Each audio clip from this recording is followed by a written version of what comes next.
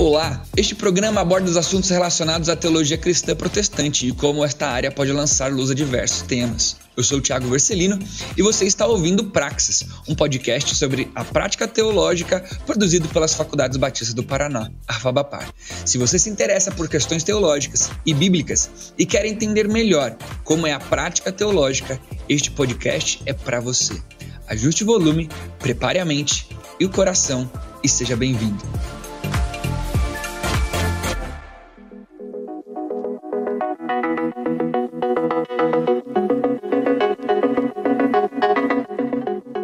Fala pessoal, sejam muito bem-vindos a mais um Praxis, o nosso podcast aqui da nossa querida FABAPAR. Que alegria estar com você mais uma vez.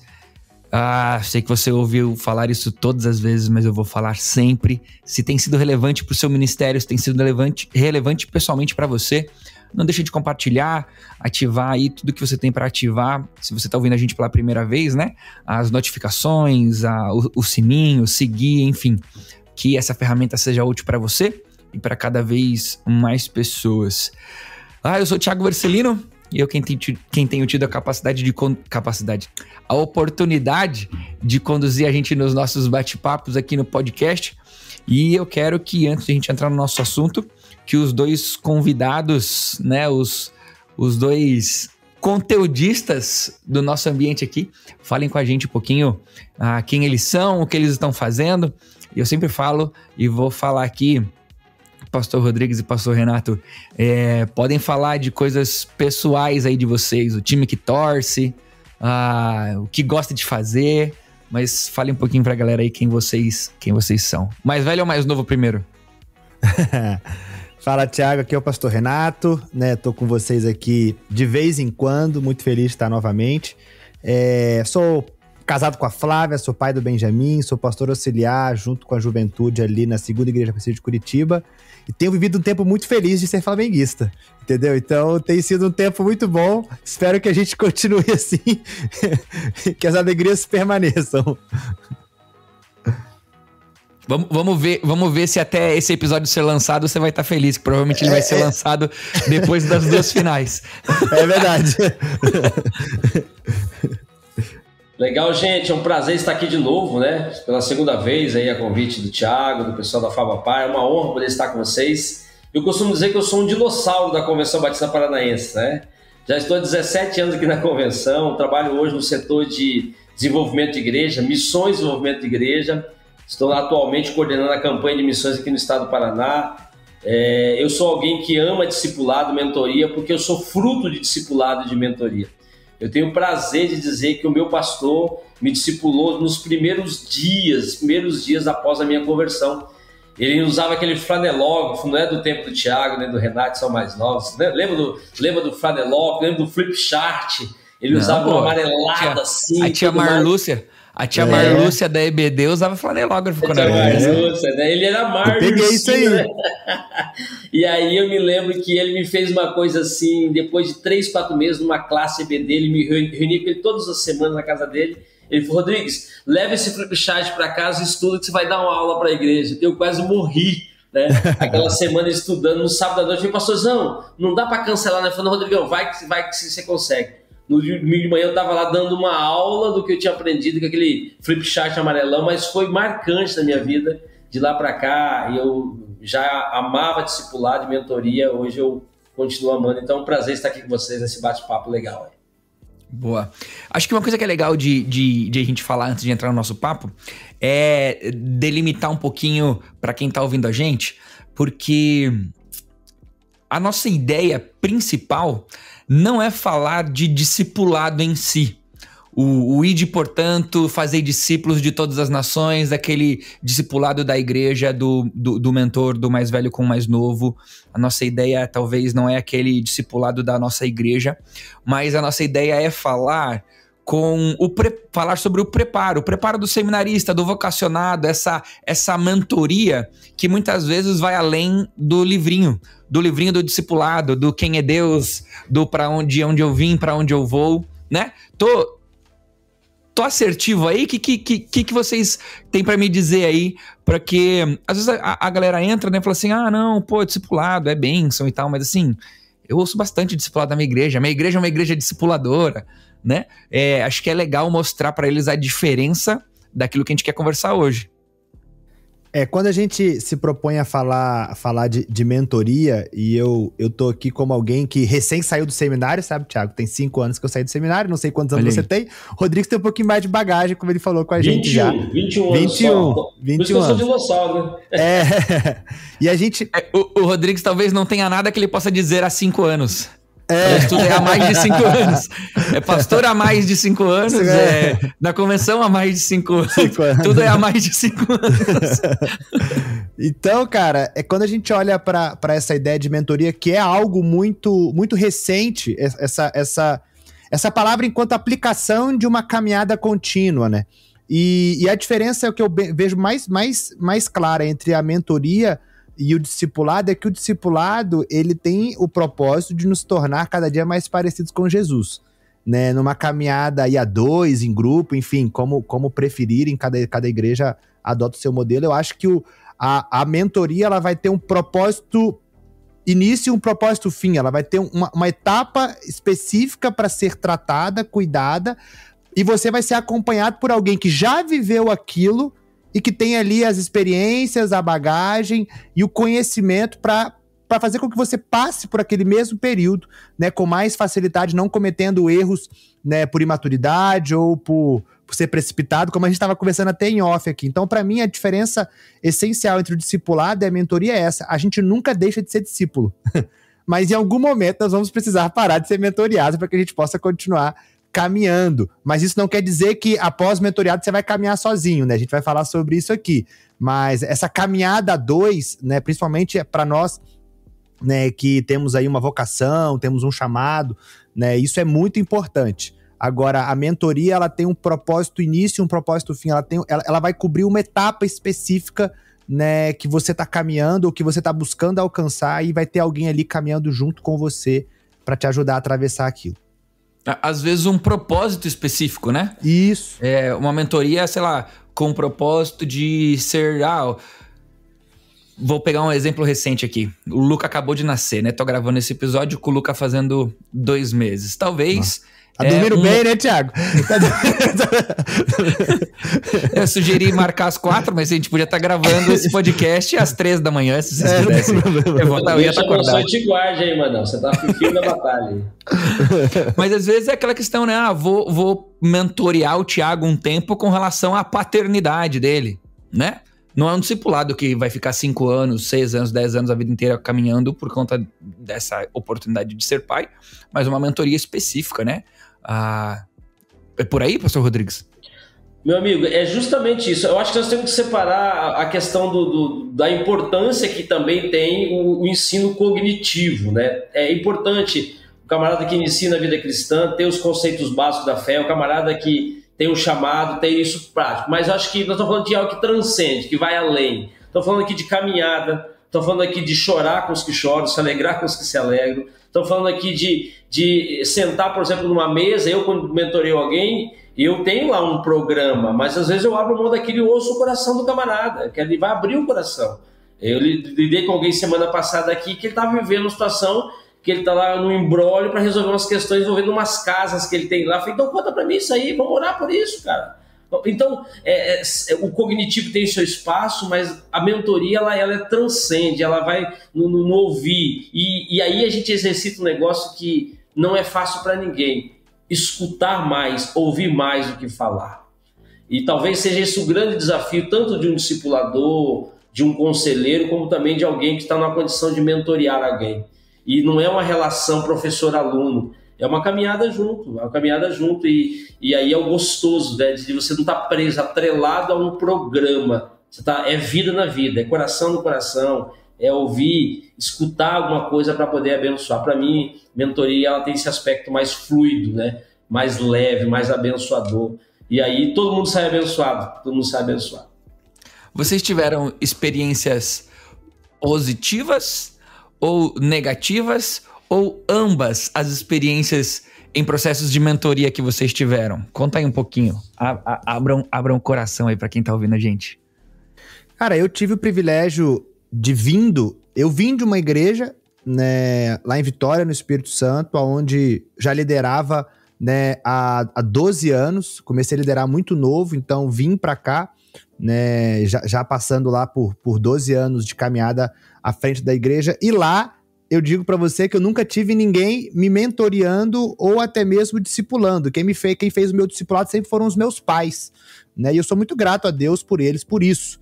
Na igreja eu tinha uma boa relação com os líderes e com os pastores, mas ninguém que me acompanhava de forma contínua. Quando eu vim para Vitória, quando eu vim para Curitiba para estudar, Thiago, eu tive a experiência de ir para a Segunda Igreja Batista, que é a igreja na qual sou pastor hoje, e ali, né, eu tive a minha primeira experiência de um cuidado que eu não diria que foi de mentoria, mas foi um cuidado pastoral, de acompanhamento enquanto seminarista, né? O pastor Valdo, ele me abraçou e falou, não, vem fazer o seu seminário, mas vem ser seminarista aqui. E nos meus 4 anos de seminarista, eu fui acompanhado, cuidado, sustentado pela igreja.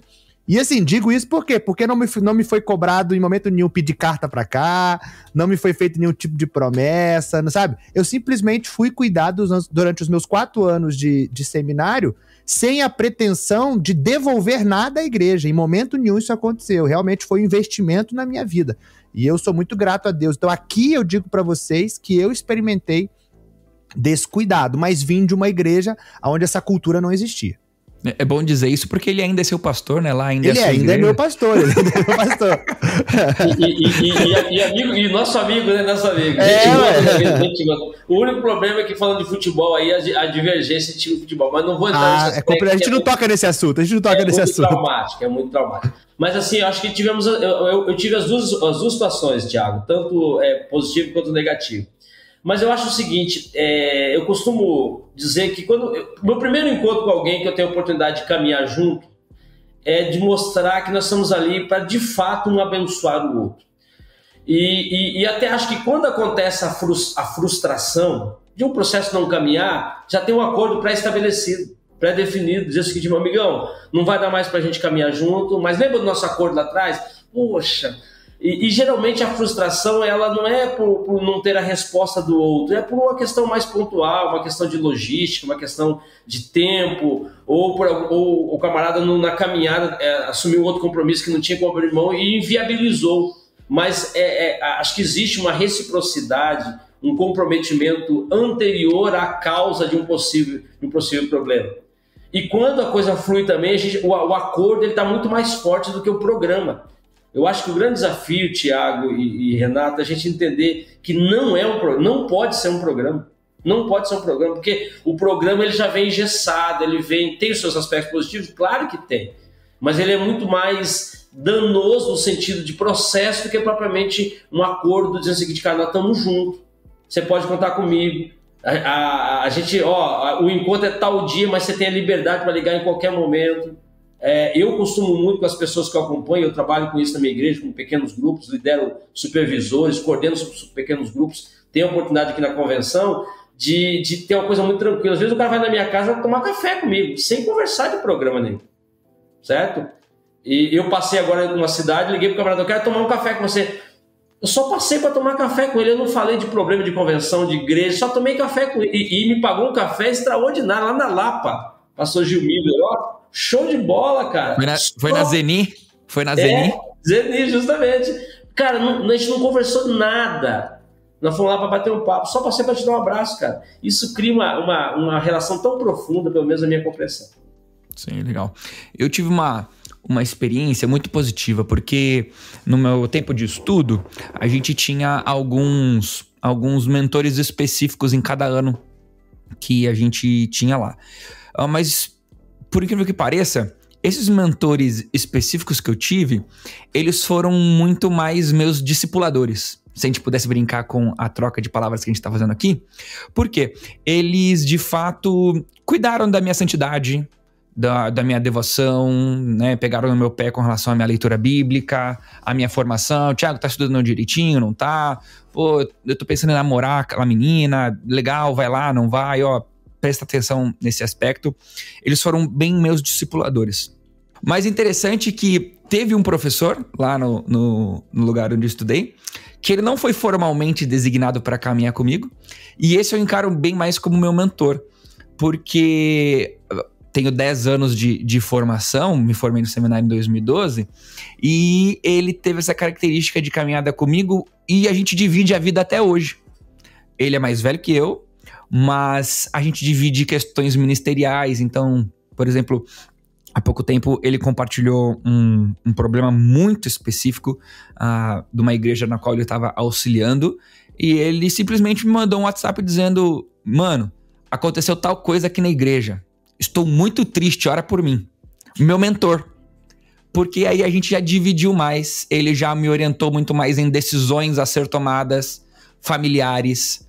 Ele: Thiago, olha, você vai bater cabeça aqui. Thiago, eu já vivi isso dentro da organização. Talvez você tenha que tomar cuidado também com a organização nesse sentido. Pô, isso é bom, isso é ruim. E ele já tem mais essa característica de mentoria, dando para classificar bem essa distinção do discipulador, aquele que de fato está com o objetivo de crescer biblicamente, crescer na santidade, né? Mas do mentor, de preparar a gente para algumas questões na vida. Então eu vivi uma experiência muito positiva em relação à mentoria. E tenho esse professor como amigo até hoje, né? Até esquisito para mim falar sobre como professor, mas como amigo. E provavelmente vou tê-lo pela vida inteira. Agora, vamos falar de uma realidade que nós estamos bem ambientalizados, que é a do seminarista. Eu, Renato, por conta da questão mais do envolvimento um pouquinho mais acadêmico com a faculdade, do pastor Rodrigues por conta desse programa de mentoria da convenção, o cuidado com as igrejas, e a gente tem um pouquinho de entendimento de quem são esses seminaristas, né? A gente tem contato com eles. E é interessante como algumas vezes a gente pega alguns desses alunos, a gente olha, vai conversando com amigos, e a gente fala assim: puxa vida, pô, que legal que tá estudando teologia, mas será mesmo que tem a aptidão ao ministério pastoral, aquele envolvimento com a obra, tá pronto para esses momentos? Minha pergunta vai no sentido de que, tipo, a mentoria ela é capaz de cuidar disso? Talvez de corrigir uma rota? Porque cada vez mais nós teremos alunos ou pessoas que vão se dedicar ao estudo da teologia, mas não necessariamente foram preparados para isso. Talvez eu e Renato, a gente ainda faça parte de uma última geração daqueles que ainda eram enviados. Fomos enviados. A igreja pegou a gente e falou assim: reconhecemos e enviamos vocês. Hoje em dia está muito mais comum uma decisão muito individual, né? Eu quero ir. Mas quem que está por trás? Vocês entendem como o papel da mentoria nesses casos? Contar uma experiência aqui, Thiago. Eu fui conversar com um pastor, um dos pastores que tem alunos conosco inscrito no programa de mentoreamento de seminaristas na Fabapar. Um dos pastores, ele veio, a gente foi conversar com ele, apresentar o programa, e ele de alguma forma foi exaltar, assim, nossa, que ideia boa.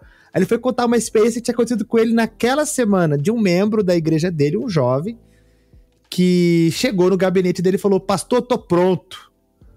Aí o pastor: tá pronto pra quê, meu filho? Não, terminei meu curso de teologia, tá aqui meu diploma, tô pronto. E fez na Fabapar. Nada contra. Fez na Fabapar. Tô pronto, pastor. Ele: mas tá pronto pra quê, meu filho? Não, aqui, pastor, fiz o curso. Eu falei: querido, o que você faz aqui na igreja? Não faço nada. Aí o pastor ficou olhando pra ele assim, aí ele ficou... E o cara ficou chateado, tipo assim, houve ali um clima tenso, né? E o pastor falou: olha, querido, o caminho não é esse, a coisa não funciona assim, o caminho é você começar a servir, né? Onde você tá servindo? O que você quer servir? Qual é a área, né, que você tá se preparando, né, pra pastorear e tal? E daí o pastor teve que pastorear o rapaz ali naquele momento, mas isso expressa, Thiago, um pouco do que você tá falando. Eu tô contando essa história porque ela parece chocante pra gente, pra nós que fomos enviados, né? Eu fui enviado pela minha igreja, houve um reconhecimento, houve um investimento e um preparo, me enviaram aqui pra Curitiba, mas realmente eu não conheço mais ninguém fora mim, da minha geração, que aconteceu isso, né? É difícil, porque hoje com o EAD ou com outras ferramentas de estudo, às vezes o pessoal de longe nem vem mais para as faculdades, né, nas grandes cidades para poder estudar, existem outras ferramentas para isso. Mas isso também criou isso que você falou, o cara que se entende, né, de alguma forma incomodado por Deus, vai para o seminário, faz 4 anos de teologia, mas a igreja não sabe, o pastor não sabe, ninguém sabe, e ele quando pega o diploma fala, tô pronto. Mas tá pronto para quê? Então nem a gente sabe responder essa pergunta, e isso realmente é um problema. É um problema para o tempo que a gente está vivendo, e a gente precisa olhar para isso. Por quê? Porque a convicção do chamado, a gente já conversou sobre isso aqui no último podcast, eu, Rodrigues e você, por sinal, né? Eu acho que o seminarista ele tem que ir pro seminário convicto daquilo. Então, eu acho que o chamado ele acontece muito antes de entrar no seminário, a convicção desse chamado acontece muito antes, e o seminário vem como etapa final, né, para concretizar esse passo de ingressar numa vida ministerial, e não o contrário. Você não descobre o chamado na formação teológica, você descobre o chamado antes da formação teológica. A formação teológica vem como preparo e capacitação para aquilo que Deus te chamou. E a gente está vendo esse movimento acontecendo muito, muito ao inverso, e com alguns que eu converso, né, eu percebo, Thiago, eu vou usar um termo aqui que eu inventei, que é a glamorização do ministério pastoral, cara. Existe uma leva de pastores aí do digital, né, com ministérios expressivos, com ministérios que mobilizam muitos jovens, que isso gera um encantamento. Sabe aquele menino que sonha em ser jogador de futebol? Tem gente hoje sonhando em ser pastor, mas a partir de uma perspectiva que é 0,0000001%. Então, o cara entra numa formação teológica achando que ele está entrando para ter uma carreira, para ter uma profissão como qualquer outra, e a gente sabe muito bem que não é assim. Tiago, eu acho que isso é uma questão muito, muito interessante. Para mim, a mentoria já é o paradigma do paradigma. Por quê? Porque a gente entender discipular já foi um grande paradigma, né? A quebra de um paradigma. Porque a gente aprendeu a ser igreja, vamos lá, nós estamos na igreja fazendo as coisas e tudo mais. Quando a gente fala de mentoria, nós estamos dando mais um passo. E se a mentoria não consegue reorganizar a rota, né, ou redefinir a rota, pelo menos ela pinça algumas coisas. Ela traz à tona algumas coisas. Porque, por exemplo, e aí eu acho que depende muito, nesse caso, do mentor, em detrimento do que é mentoriado. Por quê? Porque se ele vai para uma mentoria com a cabeça do aspecto cognitivo, que é importante, do aspecto técnico, que é importante, ele cumpre o protocolo, ele cumpre lá o que foi estabelecido, 10 encontros de 50 minutos e pá, acabou. Agora, se ele vai para ter percepções, de repente, aquele camarada diz o seguinte, amigão, você precisa se envolver mais com a sua igreja, porque o ministério ele não é feito a partir de 4 anos dentro de uma academia. A academia tem ajuda, a academia tem o seu papel importante, mas o ministério é feito lá na prática. Você está liderando homens, mulheres da sua igreja, no caso for mulher, você está liderando jovens, qual é a sua vivência pastoral? O seu pastor nem te conhece, não sabe quem você é, não é assim. Então eu acho que, e aí eu volto a dizer, talvez nosso desafio, Renato e Thiago, é também aqueles que se propõem a ser mentores, seja oficialmente por um programa como o da Fabapar, ou naturalmente, como acontece no meu caso, que eu tenho pessoas que eu acompanho naturalmente. Eu não fui outorgado a condição de mentor oficial, e aliás acho que isso nem funciona bem. Nós temos aqui um programa de mentoria com nossos missionários, ok? Nós temos 8 grupos de missionários hoje. Todo missionário batista hoje no Paraná, da Convenção Paranaense, tem que estar na mentoria, ok? Mas eu tenho dito para o pessoal assim, você não está lá com o título de mentor, você tem que caminhar com o pessoal. Então eu tenho gente que eu caminho, então assim, vai depender muito da via daqui para lá. É uma via de mão dupla. Para a gente ir lá e dizer o seguinte, amigão, corrija aqui. Eu já tive gente que desistiu da mentoria, porque ele desistiu. A mentoria foi a última instância, já desistiu de muitas coisas antes do ministério, de lidar com o pastorzão, de querer fazer carreira solo. Eu até brinco, gente, carreira solo é só para cantor. E mesmo assim, às vezes, quando é dupla, é melhor do que carreira solo. Não dá para fazer carreira solo, não. Realinha aí. Então, depende também de quem vai caminhar e ajudar nessas reorientações, né? Se é a mulher do Google lá, vamos redefinindo a rota, mais ou menos isso. Eu vou, assim, Fabapar, pelo amor de Deus, entenda o que eu vou dizer agora. Eu vou tentar explicar bem direitinho, não me manda embora. Mas é aquela ideia de que uma mentoria, num ambiente acadêmico como o que a gente está conversando aqui, e usando o próprio exemplo do programa de mentoria da Fabapar, né, do seminarista, é como que a mentoria, ela vai jogar contra o processo acadêmico, mas num bom sentido. Num bom sentido. Um contra que é a favor, né? Mas eu, tipo assim, olha, o que você tá fazendo com toda a carga que você tá recebendo? Para onde você quer ir com a formação que você tá almejando? Nesse sentido, né? Contra no sentido de, tipo, ser o pêndulo que vai bater na outra ponta, né? Então, às vezes o seminarista tá super empolgado. Não, vou servir aqui, não vou fazer não sei o quê. Não, aprendi não sei o quê, agora eu vou transformar não sei o quê. O mentor pega e vem redefinir a rota, corrigir a rota, como o pastor Rodrigues estava falando. Ficou esquisito assim, eu tentei explicar o que significa o contra que não é contra, né? Mas é o que fica espetando mesmo, o que fica alfinetando ali em relação àquilo que o processo acadêmico está desenvolvendo e despertando no seminarista, no vocacionado. Tiago, acho que isso a mentoria e o discipulado vão ter em comum, né? A parte do confronto, ela é necessária.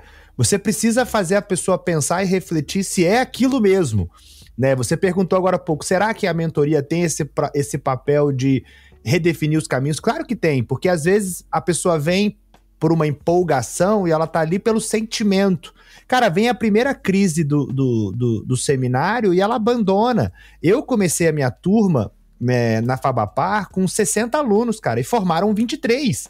Isso mostra alguma coisa, né? Isso mostra alguma coisa. Nem todo mundo, né, aguenta, nem todo mundo tem estrutura, nem todo mundo consegue chegar até o fim. Não porque não são pessoas boas, não porque não foram escolhidos por Deus, não porque... Mas às vezes estão no lugar errado. Às vezes não é ali. Não é ali que vai acontecer a formação, não é ali que Deus os quer, mas isso acontece de uma forma um pouco danosa, no sentido de que talvez ele não precisasse passar por aquela experiência, né, negativa, para ter os olhos abertos e perceber que o caminho não era aquele, né? Talvez um acompanhamento na igreja antes dele entrar na faculdade, talvez uma conversa de gabinete pastoral ou conselhos dos amigos teriam aberto os olhos dessa pessoa antes dela entrar e assumir a responsabilidade de uma formação teológica. E talvez até, me permita ainda, Tiago, talvez até é bom mesmo que ela entenda no curso da formação, né, no curso do curso, parece redundante, é isso, que não é aquilo para ela. Pior é ela insistir, chegar lá com uma série de situações, ou quando estiver lá na ação pastoral, né, não se desenvolver ou chegar com uma imagem distorcida. Então, acho que também tem isso, né? Depois, se a gente vai entrar aqui mais especificamente no programa de desenvolvimento do vocacionado aqui da faculdade, eu vou citar 3 exemplos para você, não vou citar os nomes, por uma questão ética, que vai ilustrar o que nós estamos falando aqui. Entender, talvez, que nesse realinhar de rota, talvez não seja simplesmente abandonar os estudos teológicos, né? Mas entender que a função dos estudos teológicos talvez não seja de encarar um ministério de tempo integral, um ministério pastoral, um ministério missionário, mas seja ser um cristão preparado academicamente para servir com cada vez mais qualidade, né? O mentor... Ou um professor. Um professor. Eu tenho colegas, eu tenho 3 colegas desses 23 que formaram, que foram para a área acadêmica. 2 para faculdades e outro para ensino médio fundamental. São teólogos, mas estão trabalhando com teologia sobre outro âmbito, não no âmbito ministerial propriamente dito, porque eu creio que Deus os usa lá enquanto o reino de Deus também, né, para que eles sejam, né, luz aonde eles estão, mas não é aquela coisa, vamos dizer assim, né, do ministério pastoral. Uma coisa que às vezes vem na mente de quem tá ouvindo a gente é assim, talvez o pastor que tá ouvindo a gente, ele deve estar assim, poxa, que legal, eu tenho que investir mesmo no meu ministério nessa mentoria de seminaristas para que vai até solucionar algumas das minhas dores de cabeça com gente se formando aqui na igreja e eu quero que o pessoal participe e tudo mais. Mas às vezes o seminarista tá ouvindo a gente e ele tá falando assim, mas eu não quero caminhar com uns caras aí que tem pra caminhar, eu já sei fazer, e às vezes o coração não se dobra, né? Eu tenho uma fala que foi muito marcante pra mim, eu ouvi numa CEPAL, que foi o seguinte: um jovem subiu no púlpito da CEPAL e aí ele disse o seguinte: imagina, não sei, o Renato certamente já foi, não sei, pastor Rodrigues, se já foi em congresso de CEPAL, mas é bem comum ter bastante pastorzão assim mais velho no congresso, né? E daí ele tava falando sobre essa questão de pastor que cuida de gente mais nova e tudo mais, e ele falou assim: eu queria dar um recado pros pastores que estão aqui. Eu já sei fazer tudo. Cara, todo mundo ficou olhando arregalado assim. Eu já sei fazer tudo. Eu já sei pregar, eu já sei ensinar, eu já sei fazer tudo. E vocês precisam entender que vocês não têm que gastar tempo comigo querendo me ensinar a fazer as coisas. Querendo me ensinar a como estudar. Eu já sei fazer. Mas sabe o que eu não sei? Eu não sei ser o que eu preciso ser.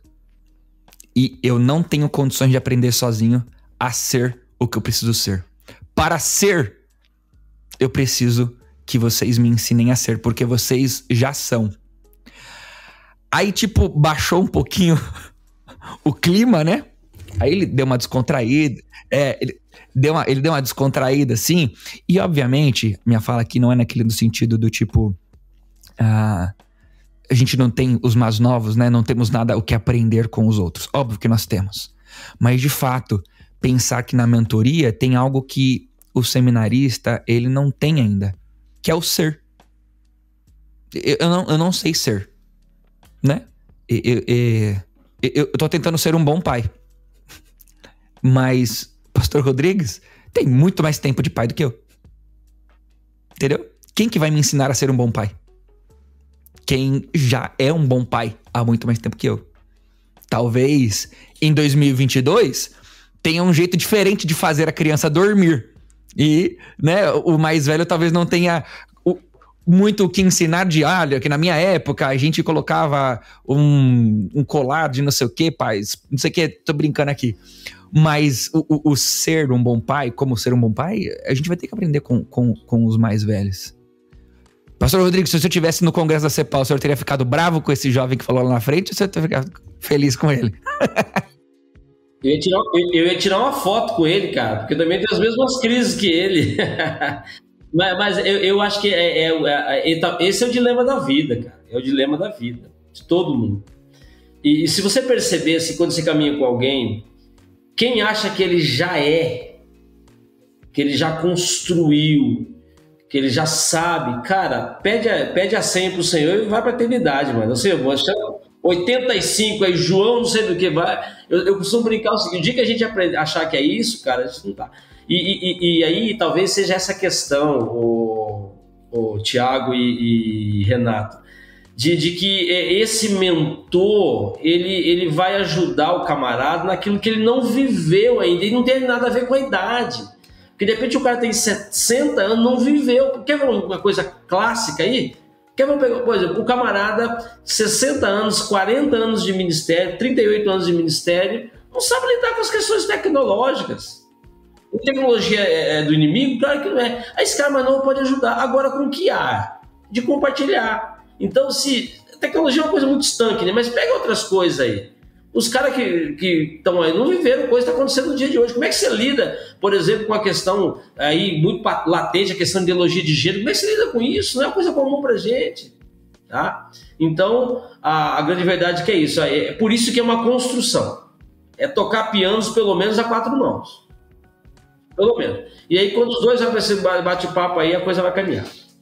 A gente citou aí, durante todo o podcast algumas vezes, sobre o programa que tem na Fabapar, né? Nós entendemos essa necessidade e decidimos arranjar um jeito de cuidar, né? É muito interessante porque ter um ambiente onde se preocupa não só com uma formação educacional de alguém, acadêmica de alguém, mas a formação de vida e ministério de alguém faz todo sentido. Para quem tá ouvindo a gente, seja da Fabapar ou seja de outros lugares, né? Que queira entender um pouquinho o que é, então, né? Conversando sobre algo que a gente tem vivido aqui na FABAPAR. O que é o programa, né? Eu já ia falar a sigla, mas não sei nem se é a sigla, é essa mesmo. É PDV ainda? Tiago, o PDV, a gente chama ele de Programa de Desenvolvimento do Vocacionado. Nada mais é que hoje a nossa faculdade ela é composta por alunos em formação teológica. Mas quem desses alunos são os alunos enviados por igreja? Quem desses alunos são os alunos que estão ali já inseridos no ministério, auxiliando, né, as suas igrejas, servindo as suas igrejas? E a gente não conseguia mais, dentro da instituição, identificar esses alunos. Junto disso, veio uma necessidade, por parte da nossa convenção, representada pelo Conselho Educacional, né, de ter um diferencial dentro da FABAPAR para esses alunos, né, oriundos de igrejas batistas, inicialmente de Curitiba e região, para que eles pudessem ser identificados e naturalmente acompanhados enquanto alunos seminaristas. Então a gente idealizou e criou esse projeto chamado PDV, Programa de Desenvolvimento Vocacionado, onde o aluno que está passando pela formação teológica, ele vai ter também, em paralelo, um acompanhamento, um preparo enquanto aluno seminarista. Então nós estamos resgatando essa termologia do seminarista, nós estamos dando a esse seminarista, né, um a mais, um plus na sua formação teológica. Então a ideia do PDV não é trazer nenhum ônus mais bônus, é otimizar a formação dele, já aprimorando aquilo que ele já faz na sua igreja, enfim, trazendo ali a possibilidade dele ser acompanhado por um pastor mais experiente. Esse pastor pode ser o pastor dele, ou algum pastor da igreja dele, ou algum pastor que a igreja indica e direciona, como é o caso do pastor Rodrigues, que caminha com alguns, né, mas que os pastores direcionaram ao pastor Rodrigues. Então a gente tem em suma, esse objetivo de trazer uma formação, um cuidado, uma mentoria, né, um a mais para esse aluno que está na FABAPAR, né, estudando teologia. E claro, aí nós temos, né, temas que direcionam cada semestre, cada período, né, enfim, se a gente fosse entrar mais propriamente dito aqui no PDV, daria para a gente, né, talvez fazer um episódio só sobre isso, mas basicamente é um programa de mentoria para cuidado, né, dos nossos alunos seminaristas em formação. Mas eu acho que cabe, Renato, um panorama assim, ligeirão assim, de que o que é, entendeu? Eu vou me encontrar, é um grupo pequeno, eu vou me encontrar de noite na casa de alguém, é mais uma matéria da faculdade. Acho que rola pelo menos um briefzinho assim do que é esse programa. Beleza, então o aluno que ele faz parte do programa, Thiago, ele vai ter ali dentro da estrutura do programa uma parte, né, que vai envolver o mentoreamento e a capelania, uma parte que vai envolver o pastoreio, uma parte que vai envolver as práticas eclesiásticas. Então, durante todo o semestre, esse aluno vai passar por esses 3 eixos, e dentro desses 3 eixos ele vai ter ali, né, aquilo que ele já faz na igreja, né, direcionado primeiramente para aquilo que ele precisa cumprir de obrigatoriedade no currículo da FABAPAR. Então, o PDV não substitui aquilo que a FABAPAR já promove enquanto currículo obrigatório, mas a gente direciona esse currículo obrigatório para que o aluno faça, já servindo a sua igreja ali na sua atuação ministerial, que ele otimize isso para a sua formação, para completar as obrigatoriedades que ele tem, né, junto à FABAPAR, junto ao currículo obrigatório. Então a gente cuida desse aluno, trazendo a prática dele, colocando ele sob o cuidado de um pastor mais experiente e acompanhando ele durante a formação, durante todo o semestre. Então ele tem ali a mentoria, que acontece num período de 15 dias junto com esse pastor, encontros comigo, que acontecem ali mais ou menos uma vez por mês, e as práticas na igreja, né, aquilo que ele já exerce ministerialmente na sua igreja. Então a gente tem ali temas centrais que direcionam, né, a temática daquele semestre. Então a gente tem, né, discipulado, missão da igreja, aconselhamento bíblico, pregação, liderança, pastoreio e ensino. Então esses temas são divididos ao longo de 6 semestres, então o aluno ele precisa fazer 6 semestres dos 8 que ele está na FABAPAR, ele faz 6 no PDV, trabalha esses 6 temas, né? Então tem leitura de livros, ele pode fazer fichamentos, enfim, tem mesas redondas para discutir a temática junto com outros alunos seminaristas e também o acompanhamento dele junto com um pastor mais experiente. Então a ideia é trazer um a mais mesmo para esse aluno que está passando pela formação. Que todos que estivessem na formação teológica acadêmica pudessem viver essa experiência. Certamente algumas cabeçadas que a gente dá no início de ministério poderiam ser eliminadas com esse tempo de mentoria, com esse tempo de caminhada. Pastor Rodrigo, se você tivesse que dar uma dica para quem está ouvindo a gente e não tem um mentor, além de se inscrever no PDV, o que o senhor diria para essa pessoa? Eu tenho plena consciência de que quem caminha sozinho está fadado ao fracasso. Quem caminha sozinho está assinando um atestado de muitas dificuldades desnecessariamente. O meu conselho é: não caminhe sozinho. Sempre vai ter alguém que está pronto a te ouvir, te abençoar e acrescentar, nem que seja uma vírgula na sua vida. Eu costumo dizer o seguinte, eu aprendi isso no início da minha vida cristã. Se você foi instrumento de Deus para ganhar uma única vida em toda a sua vida cristã, valeu a pena viver. Valeu a pena viver.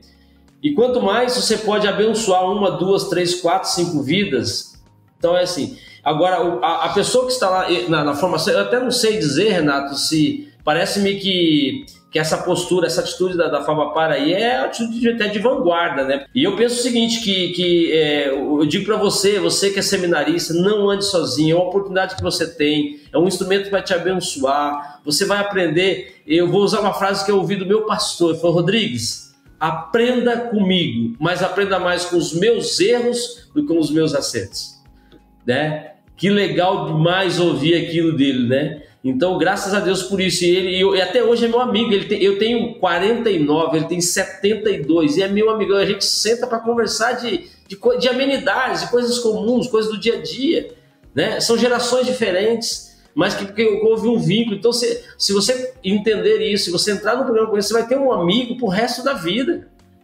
Um cara que tô lá na igreja, ó, o negócio pegou aqui, eu tô com uma situação, não sei como lidar. Liga pro seu amigo lá da mentoria, lá de 1900 e 2021, né? O Renato já vai estar com a barbinha branca, cabelinho branco lá, e aí vai, compartilha aqui, o cara. Então, é uma amizade pra vida, é uma amizade pra vida. Então, parece-me que é isso que Jesus quis fazer com aqueles 12 homens. Ele caminhou com eles, ele orou com eles, ele chorou com eles, né? E aí eles certamente lembrar até o tempo que eles estavam aqui presentes, do que Jesus ensinou a eles. Então não fique de fora. Ovelha longe do pastoreio, do aprisco, é presa fácil para o lobo. Tome cuidado com isso. Lá na frente, pastor Rodrigues, o Renato vai estar gravando podcast com o líder do PDV de 2050. Ele vai ser chamado para... Como é que era esse negócio no começo? Tinha uns camaradas aqui e tal, foi legal, a gente acertou e errou. Ele vai estar lá cuidando de missões estaduais e tal, daí ele vai ser chamado para... É isso aí. Velhinho.